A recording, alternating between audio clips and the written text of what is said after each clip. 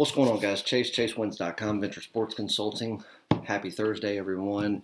Thursday, July the 30th, 2020. We're going to do a breakdown for 2 days since we did not do a video for Wednesday.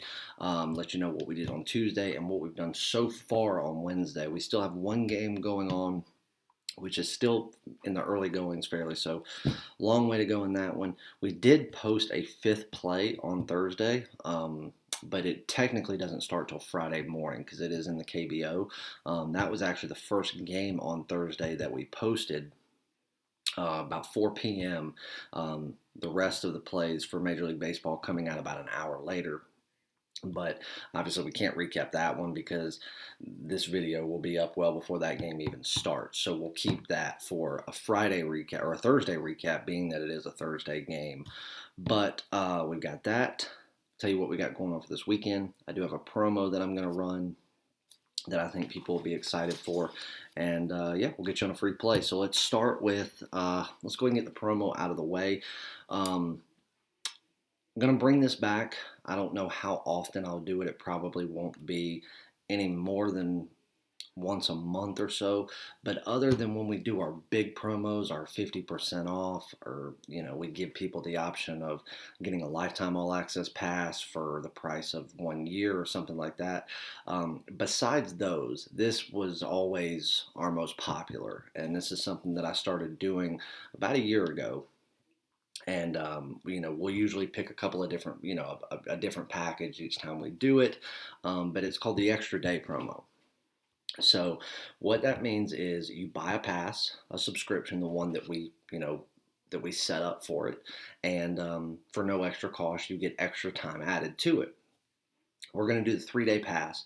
So you buy the 3-day pass, which is $50. And what that includes is all sports, all premium plays, all daily top plays for $50 for 3 days. So what we're going to do is you buy it, you get a 4th day for no extra charge. Now, the only thing it does not include NASCAR. NASCAR is a completely separate entity because that is Patrick's. And it does not include any games of the week, month, or year. Now, I'm not saying that I'm going to have one of those over the next few days. But if by chance there were to be, that is obviously a separate purchase as well. Those types of games and NASCAR are only included by purchasing them individually or having to have a all-access subscription. It's the only way to get them. But you get all sports besides NASCAR, and then all premium plays and daily top plays for the duration of the subscription. Now, it is still Wednesday night, but it'll be Thursday morning before this thing is posted. At least it'll be after midnight. So from right now, the time you're seeing this video, until 7 p.m. Eastern time, you can buy the 3-day pass. You don't have to buy any special package. Just go and purchase the normal 3-day subscription for $50. And then as soon as you purchase it and you get the welcome email, letting you know, hey, thank you for your purchase, you can log in and you will see that it has given you a 4th day, no questions asked. So you, instead of getting Thursday, Friday, Saturday, it'll carry you through Sunday, so you'll get everything that we have this weekend. Now, at 7:01 p.m. Eastern time, the deal's off. If you get it at 7:01, at 7:02, at 7:02 and 30 seconds, you will not, under any circumstances, get that 4th day.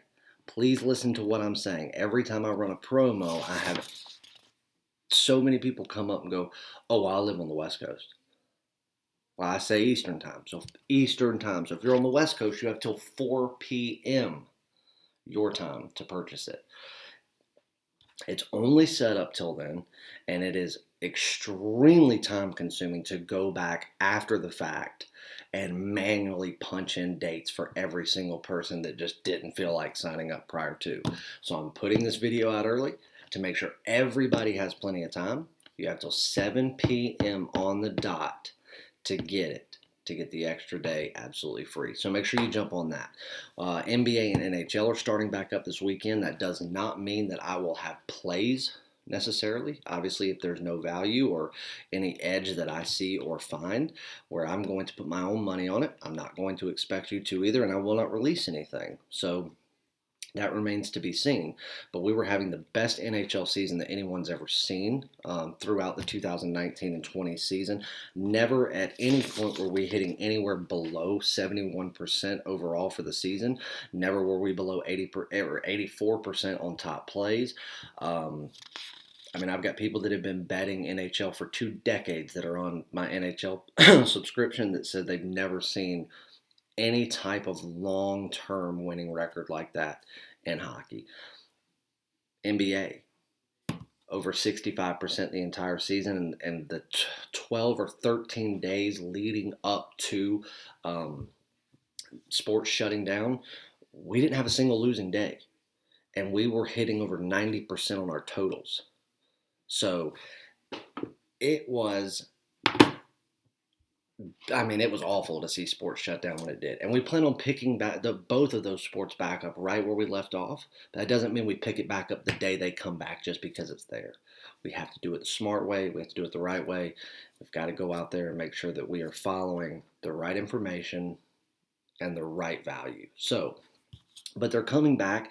And just think, guys, in just a little over a month, we'll have football in the mix too. So, it still sucks that sports was shut down for as long as it was, but be able to come back in and have things ramp back up as fast as they are is great. And, it's a ton of work. And, I'm not used to worrying about anything other than baseball at this time of the year. But I'm just thrilled to have as much sports going on as possible because of the lack thereof that we had for so long. So let's get into the recap for Tuesday. And we had a 1-1 day, but I'm going to save the loss for a second because I'm going to roll that into a play for Wednesday. I'm going to make a point with it. So we had the free play, which was the Atlanta Braves. That was a premium play. It was an underdog. That's the one we dropped. The only other play that I released for Tuesday was another premium play, and it was the Dodgers minus 135 on the money line against the Astros. A game I told everybody on day one I could not wait to see this game. I could not wait to see what could be the precursor to the World Series again. Rematch of 2017. The best team in baseball by a mile in the Dodgers versus who I still consider to be the most talented team in the American League. I had a 2-page write-up on it. It was spot on. It was a nice, easy winner for us. The 8-game suspension that they threw out is just mind-boggling. And the fact that Dave Roberts got a game suspension, anyway, we'll save that for Outfielders Anonymous. How about that? But we went 1-1. And, I've said many times, beware of the people that want to throw out a unit system at you and use the smoke and mirrors illusion of a unit system for them to tell you how good they are or to tell you how much money they're up, because they never want to include juice. You have somebody that goes out there and says, 2 plays. We got 4 units here on this play and 4 units here on this play. We win 1, we lose 1. And what do they tell you? Oh, we went 1-1. 4 units here, 4 units there. We just split. No harm, no foul. But then the loss might be minus 140, minus 150. So what about that 40 to 50 cents on the dollar, or whatever the number is, in juice for each one of those 4 units? So, yeah, you might have gone 1-1, but you had a losing day. But you'll never hear them say that because, again, math is hard. So one thing that you will always get from me, and losing days don't happen often for me in the MLB, and we've yet to have one. To right this very moment as I'm recording this, we have still not had a losing day in the MLB. The worst that we've had is a 1-1 day. But let me show you what a real 1-1, a true no harm, no foul day is. So the Atlanta Braves lost, but it was an underdog at plus 120. So no juice. And then we had the Dodgers on the money line at minus 135, which we won.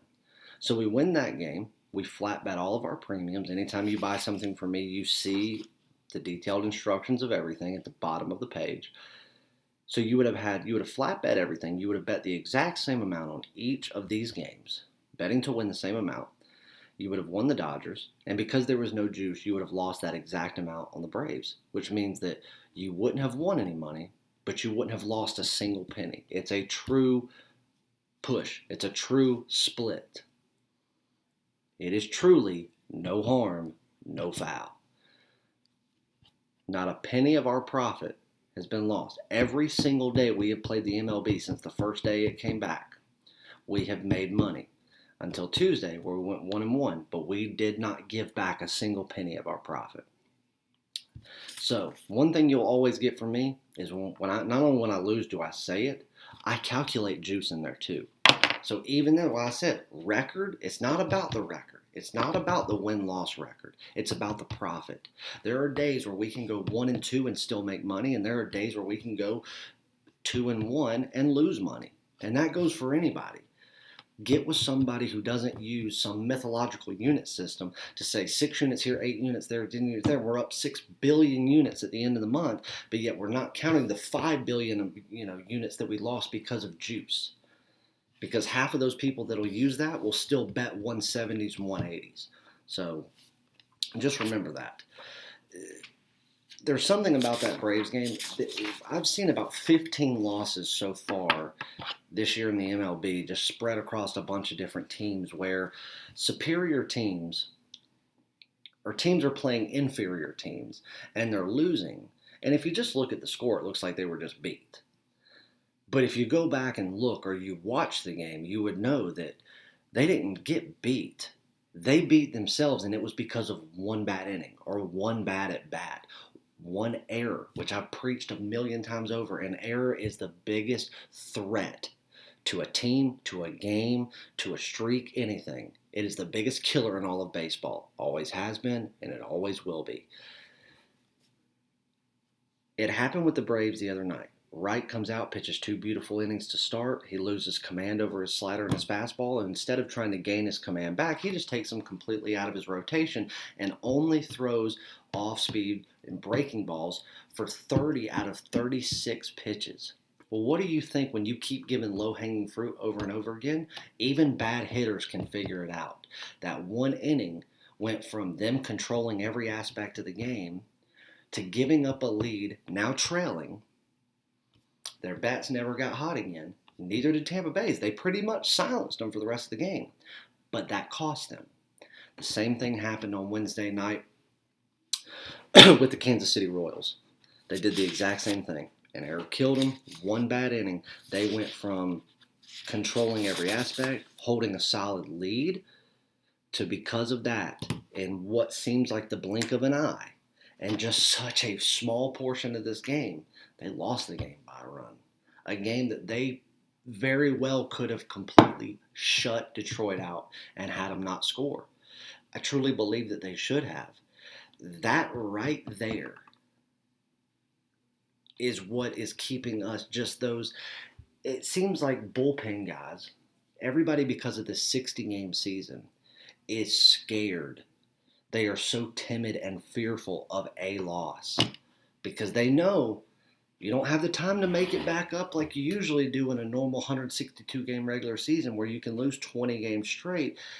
And if it's early in the season, you've got a lifetime to make it back up. Doesn't matter. Look at the Nationals. One of the second worst record in the National League going into the All-Star break. They won the World Series. You don't have that this year. People are scared to take the loss. That's going to be the downfall of some talented teams this year. And the ones that went in where they had nothing to lose are going to be the teams you see creep into the postseason because they were willing to take the chance because they had nothing to lose. Remember who told you that. You're going to see what should, seems ass backwards going into the postseason, where a team who's sitting at home should be there and a team that's there should be sitting at home. And it's who's going to, grab their nuts and go play ball instead of, being timid and fearful and trying to just be overly cautious for every single thing that they do, especially on the pitcher's mound. So, anyway, and then that was the loss that we took in the 3 early games that we had on Wednesday. We had an underdog play on the Kansas City Royals at plus 115. And like I said, basically same situation with the Braves on Tuesday is what cost us the game there. Now, like I said, we still have one late game going on, and involving the LA Angels, and there's still a long way to go in that game. Last I looked, they were only in the third inning, so can't really recap that. So we'll I will talk about that game on my next video, as well as our full recap for Thursday. But right now, we can only recap 3 games. Kansas City Royals was our only loss out of those 3. The other 2 games we had Milwaukee Brewers on the money line at -140, shutout game, easy pick. Milwaukee went out there and they were righting the wrongs of what they did last night. Same type of sequence. They let Pittsburgh hang around when they shouldn't have. Tonight, the starting pitcher, the bullpen, the bats were not conservative. And I say that, and I mean that in a good way. They swung. They went there to get hits and play ball. So 3-0 winner there. Easy shutout. And then we had the Atlanta Braves on the money line at -125. Had a nice 2-page write-up with that one. I got a lot of backlash. I probably got over 40 emails with people telling me that that was not a good pick, that I was going to lose the Braves there for the second day in a row, and that I should by no means be taking that pick. The Braves, from start to finish, other than one bad inning, they almost did it again. But there were certain things that I said in this write-up that were, you might as well have been predicting the future. And every bit of it reigned supreme. So, at the time of this video, 2-1, nice profit made. In the MLB, the worst that we can do is go 2-2. We do have one more game. Obviously, it's technically not a Wednesday game. It's a Thursday game. But I'm kind of considering the Wednesday game because it was posted with the Wednesday card. And that is top play. First top play of the week. Well, second top play of the week. The first one that we had got rained out and canceled, so there's no way to really count that one because it will never happen. So first top play of the week that hopefully will actually go, but it's in the KBO. So there's that, and let's get you on a free play. Now, we just talked about the Kansas City Royals losing to the Detroit Tigers. The Detroit Tigers, a team that I consider to be an embarrassment to the game of baseball at this point. Now, we've got something kind of interesting going for Thursday. They're going to go out there. Detroit started out, 4-2? I mean, don't hang on that too much. But they know, just as well as any other team, they keep this up for another couple of weeks, that it really doesn't take something miraculous for them to get just enough to make it into the postseason. And for a team like Detroit, it would be like the second coming of Christ if that happened. For a team like Kansas City, who has made good strides, who has good players, who has a good management staff. Mike Matheny, one of the best managers in the game, in my opinion. Someone that had overwhelming success with the Cardinals. Honestly, I think that he probably could have had more. I don't think that they should have let him go. Kind of glad they did as a Cubs fan, but that's nor here nor there. I had a great conversation with him at the winter meetings this year. I actually went and saw him speak at a conference while I was out there. A lot of respect for Mike Matheny. So I think with him there, they're on the right track. I've made it very clear who I think has made the best true pure rebuild in all of baseball. That's the White Sox, as much as it pains me to say it. And I've been saying that for 2 years straight. We're going to talk more about that on Outfielders Anonymous next week when that episode comes out. But for now, you've got Brady Singer going in for Kansas City against Ivan Nova for the Tigers. These are 2 pitchers that are middle of the road at best. I mean, you're going to talk about an ERA if you really want to bring it in. You got about a 5.6 with Nova versus about a 3.5 with Brady. Kansas City, I mean, that's their number 2 prospect. Brady was their number 2 prospect overall. He struck out 7. I think he struck out 7. How many innings did he go? I think he went 5 2/3 innings on Saturday against Cleveland. I think that's right. Gave up 2 runs, struck out 7. So to be honest with you, In my eyes, considering beginning of the season, the team you were going up against, the lineup you were going up against, having to face people like Lindor, I think it was very respectable. Talking about Ivan Nova, if you really want to concentrate on the ERA aspect of it, you played at Cincinnati. It's more of a confined ballpark, if you will, compared to Comerica Park. Um, I think he gave up 3 runs on 3 hits. I mean, he didn't get obliterated by any stretch of the imagination, but you kind of had to get those jitters out of the way. And being it the second day of baseball altogether, I think he did okay considering the talent that is within the Cincinnati lineup. But then you could say the exact same thing for it being the very beginning of the season, and no lineup was really their true selves. So take it whichever way you want to. I think that he could fare a lot better at a more wide open, breathable ballpark like Comerica, which is a very, very spacious ballpark compared to a lot of other ballparks in baseball, especially in the American League, compared to how some of the National League parks like a Wrigley or a Great American Ballpark are a bit more narrow outfield wise. So I think that he could fare better there, but I think that the bullpen is still the worst in baseball, in my opinion. Some people may say Seattle because they've got an ERA over 8 as far as their bullpen goes. I still think Detroit is the worst bullpen. I think they have the worst starting pitching as far as pure statistics go. I do think they have some potential talent on there, but nobody's shown me talent yet to make me say, hey, that guy's got something. I know they've got it. They got to show it. But knowing Detroit in true Detroit fashion, ever since the Jim Leland days, if they do get the next Justin Verlander, they will inevitably give him away for a bag of rice and 2 yellow starburst. Nobody likes the yellow ones. Brady is nothing to write home about. This one right here is going to come down to bullpens because I think that Singer and Nova can kind of go tit for tat.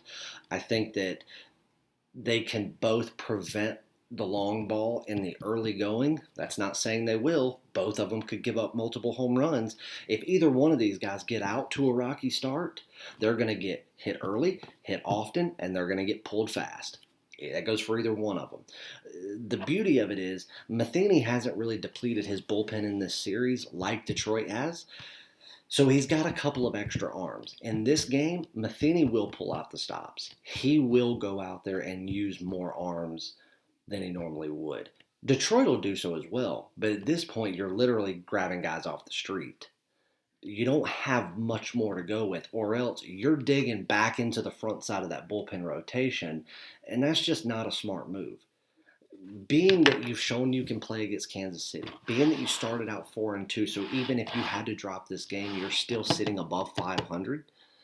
You need to start looking ahead. I hate the look ahead, but in baseball, you kind of have to weigh what's more important here. Winning today and sacrificing the next 3, or letting what happens today happen and putting yourself in position to at least try to be competitive. Detroit's got to grasp at straws most days. I think that both of these pitchers will be gone before the 5th inning. I think Nova will probably be gone about an inning sooner than Singer will.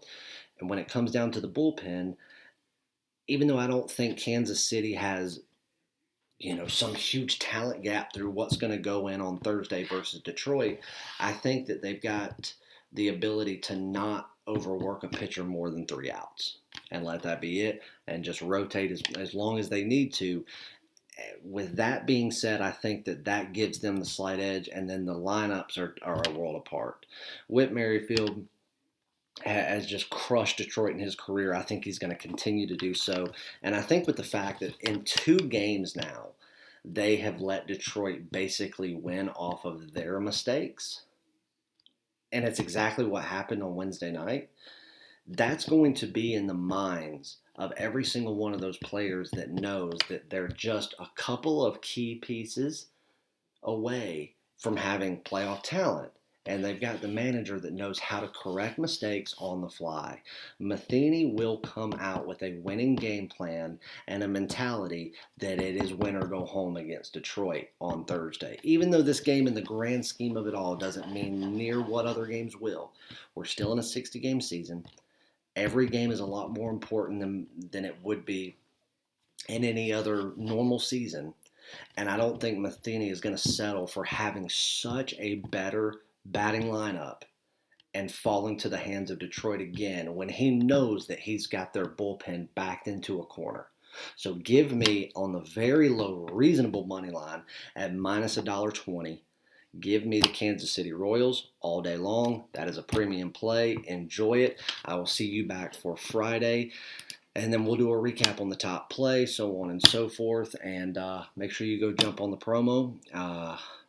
Live shows may be back. I tell you what, subscribe. Make sure you do that. If you get us above 3,000 subscribers by Monday, I will do a live show on Monday, and we'll discuss whatever you guys want to discuss. And, yep, Outfitters Anonymous will be back next week. And some big announcements with the foundation as well, and 2 of the players that have endorsed us. So it's going to be a big week, an even bigger weekend, and I can't wait to share it with you all. Congrats again to a fantastic start to the MLB season. It's only going to get better from here, guys. I love you all, and I will see you back for Friday. Thanks.